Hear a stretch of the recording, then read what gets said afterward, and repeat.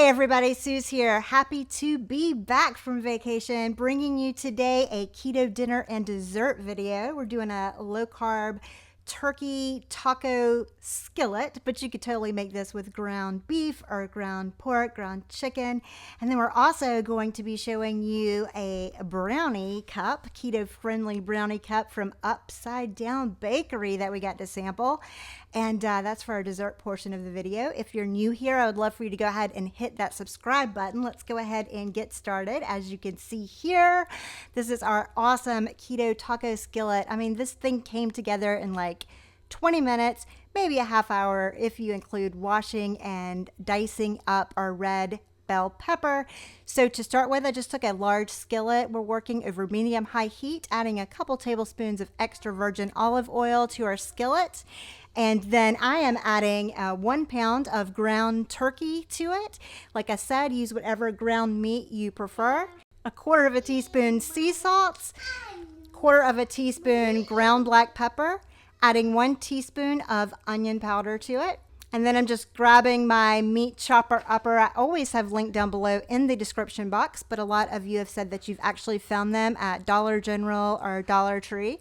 And I'm using that to break up all of our turkey until it is cooked all the way through.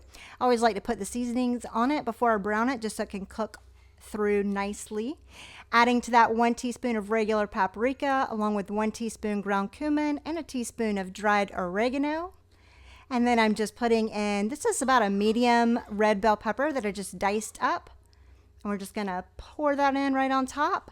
And then I'm just using my meat chopper to also just work that into our mixture. And I'm gonna cook this. I probably did it about 15 minutes, cut my heat down to medium for this part, just until my peppers were to the texture that I would like them. And once that was all cooked through and my peppers were softened, I do like a little firmness to them still. I'm just giving it a nice toss, and then I'm gonna just even it out on top and add some cheese. And for this recipe, I am using a Mexi cheese blend. So it's like a sharp cheddar and Monterey Jack mixed together. And I'm adding 1 cup of that to our skillets. And as always, make sure you shred your own cheese if you want to save on carbs. But for me, and convenience sake, and the little bit of carbs that this added, I just went with the pre-shredded bagged cheese for this recipe. And I just let that melt about 5 minutes. This is what it looks like. I'm opting to top mine in the skillet with about 1 tablespoon of chopped up fresh cilantro. This just gives it a little pop of flavor. But if you don't like cilantro, you could totally leave that out. And then you could serve this over any type of vegetable or even over salad. It would be great. I opted to throw a steam bag of cauliflower rice in the microwave and put that on top of it with a little dollop of sour cream. This is an excellent, easy keto meal to throw together during a busy weeknight, as well as to just have in the fridge for when you're doing your keto meal prep and you need something that you can just grab and reheat during the week. This is a perfect recipe for that, so try it out. As always, I'll have the original recipe linked down below. And while there is nothing better, nothing is going to beat homemade, okay? Like nothing beats a homemade mug cake at home. These Upside Down Bakeries, these were sent to me as a sample. These brownie cups definitely come pretty close and are great if you are short on time. It even has that like chewy texture to it that you're looking for with a brownie versus a cake. So these are keto friendly. They also make pancake, buttermilk, maple flavored cups and blueberry muffin cups, and we're going to try some of those in the future. But for this one, just giving it a look here, I'm going to show you the macros on it so you can see that those are not too bad, especially for dessert. My husband and I are actually going to split this one. And then here's a look at the ingredients. If you just want to pause your screen and take a look at that. I love that they do not put any tapioca flour starch in their desserts because that always makes your sugar spike. They say it doesn't, but it does every time, almost as much as sugar for me. And I also love that they are so convenient that you just add water to them. This is a cute little measuring glass. I actually found this for like $1 something at the store. It measures ounces and tablespoons. And we're just going to add 2 tablespoons of water to it.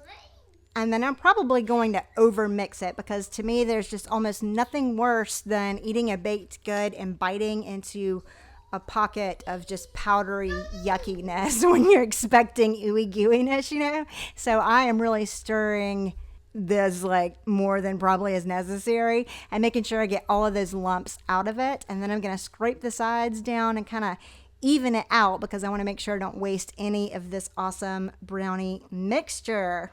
And once I have that all evened out on top, of course, I like to give it a couple shakes and taps to make sure we get those bubbles out and it's nice and even. Just going to pop this into the microwave. I just did an even minute, 60 seconds. And here's what it looks like when it comes out. You can see the steam is still coming off of it.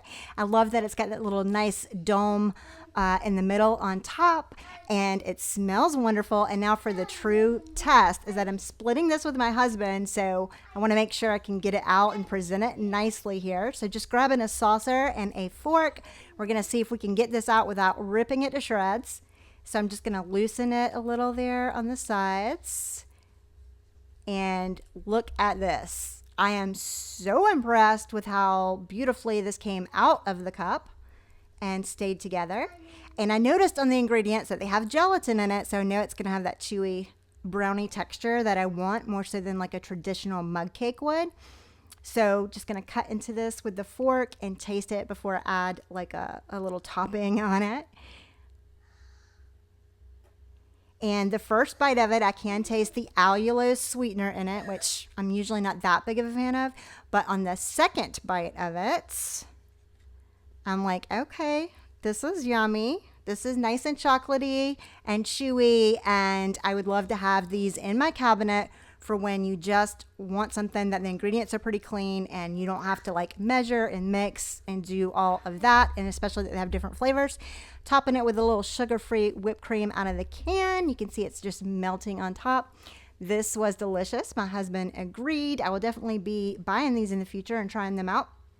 And I can't wait to try the other samples that we got. So that's this week's Keto Dinner and Dessert video. I will put a link down below for Upside Down Bakery so you guys can check them out. If y'all have had any of their stuff yet, comment down below and let me know which one's your favorite and how you like to eat it. And next week's probably going to be a short video too. We're entering homeschool season, so we got to bear with us and figure out a schedule. Happy to be back. Until next time, bye y'all.